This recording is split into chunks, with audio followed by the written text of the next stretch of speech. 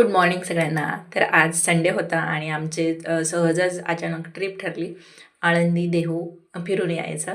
बऱ्याच दिवसांपासून जायचं होतं, तर आज योगायोग आला होता आणि इथं आज कॅब करून आम्ही निघालो होतो. मस्त सकाळी एक 10:30 वाजताच लवकर निघून लवकर यायचं होतं आणि मध्येच इथे रस्त्यांची कामं चालू असल्यामुळे एवढं ट्रॅफिक होतं. आम्ही 1 तास थोड्या एक 10 मिनिटाच्या अंतरात होतो आणि लगेचच मग इथे मी डायरेक्ट शूट घेतलं मंदिराचं.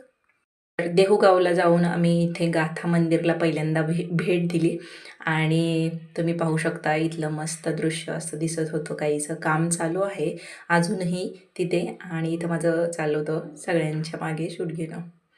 आणि हा दीपस्तंभ आणि 2 गजलक्ष्मी पण आहेत 2 साईडला या मंदिराच्या.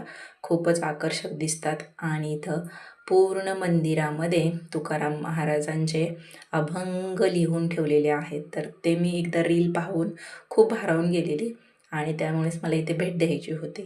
तर खूप छान आणि प्रसन्न अगदी वातावरण वाटतं आतमध्ये गेल्यावरती. 2 मजली आहे आणि पूर्ण भिंतींवरती असे शिल्प काढून, चित्र काढून मस्त रेखीव काम केलेले आहे.